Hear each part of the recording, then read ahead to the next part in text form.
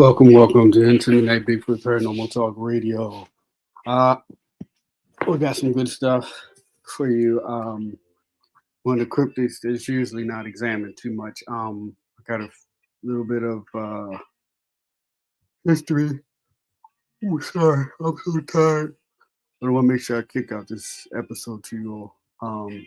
It's on mermaids. Um, Make sure you like, share, and subscribe. Let's get right to it. Uh, First, let me ask you: do you think mermaids have a soul or not? Okay, let's get into this little brief thing. The Mermaid is caught in Belfast, Low in Northern Ireland in AD 558. Had an unusual past. 300 years earlier, she'd been a little girl named Liban, whose family died in a flood. She lived for a year beneath the waves, gradually being transformed into a mermaid. That's the lore of mermaid. I guess maybe their origin. The mermaid eventually gave herself away from being by singing beneath the waves. She was overheard, and a party of men rowed into the lake and caught her in a net. They called her Mergen, which means seaborn, and displayed her in a tank of water for everyone to see. She was baptized, and when she died, she was called Saint Mergen. Many miracles were attributed to her. In 1403, another mermaid was stranded on the mudflats in Netherlands. According to the 17th century historian, she was befriended by a village woman who cleansed her of the sea moss, which did stick about her. She never learned to speak, but lived for 15 years and was given a Christian burial in the local churchyard. Beautiful mermaid of the holy island of Iona of Scotland daily visited an unknown saint who lived there. She was in love with him and wanted the soul that mermaids lack. The saint told her that to gain a soul, she must renounce the sea. This was impossible, so she left in despair and never returned. But her tears remained and formed the great green pebbles that are found only on the island in Ireland or Scotland. Mermaids appear in the oldest legends of some of the world's most ancient cultures. The Philistines and the Babylonians of biblical times worshipped fishtail gods, and mermaids appeared on Phoenician and Corinthian coins. So perhaps the mermaid actually was around since biblical times, maybe. Alexander the Great, it was said, had several adventures with beautiful sea mermaids, visiting the bottom of the sea in a glass globe. The Roman writer Pliny recounts how an officer of Augustus Caesar saw many mermaids cast upon the sands and lying dead on a beach in faraway Gaul. In folk tradition, mermaid stories are often pathetic. The mermaids are lonely, occasionally taking human form for a night to join the village fun. Sometimes a man will seize their magic cap or belt, preventing their return to the sea, often with disastrous consequences.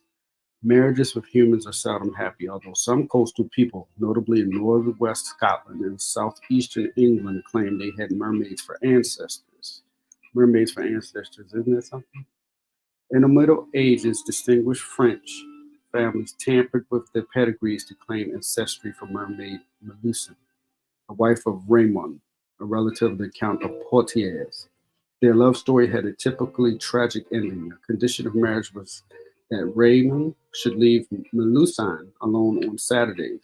For years, they lived happily together. But one Saturday, egged on by family gossip, he peeped at his wife through the bathroom key. Uh-oh. She was sitting in the bath, partially transformed with a fish's tail. Melusine cried out in dismay and fled through the window. Raymond never saw her again, though she would return at night to suckle her babies. So they had an offspring together. Nurses saw a gleaming figure with blue and white scaly tail hovering over the cradles. Weird.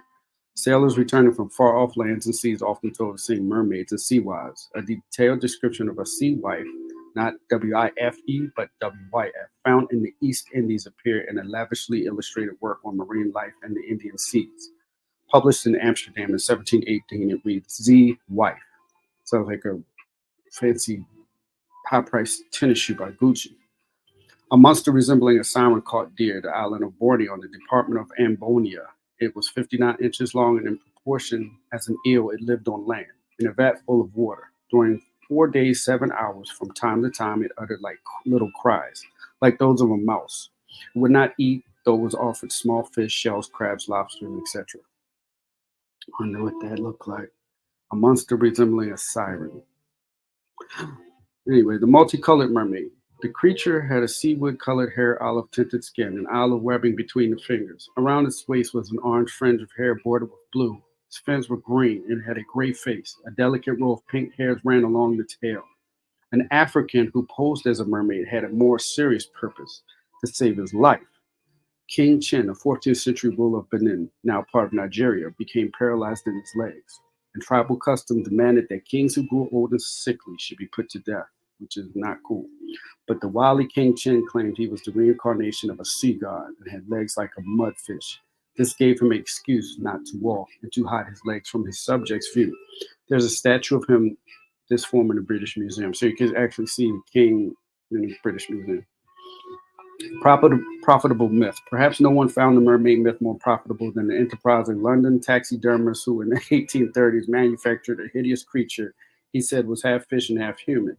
It was displayed in London Hall and sold to two Italian brothers for about $50,000. I could really use that.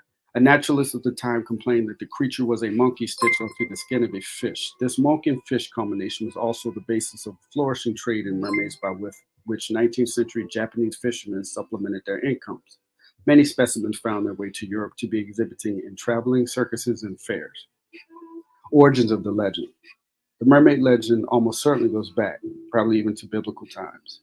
But anyway, to the fish-tailed gods of early civilization. But probably it owes most to those creatures of the sea that seem almost human. In tropical waters, sea mammals such as the dugong and the mantini rise up in the waters as they suckle their young. Perhaps this is the origin of a constant theme of the mermaid nursing her child. In cold regions, there are seals that love to bask on the rocks, uttering strange cries. Crudelity, wishful thinking, mistaken identity, whatever.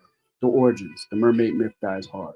In 1961, the Manx Isle of Man Tourist Board offered a prize to anyone who could bring in a mermaid from the sea alive. Of course. So tell me what you all think. Please like, comment, subscribe. Tell me what you think. And also make sure you all check out the fish aliens of the Doggone.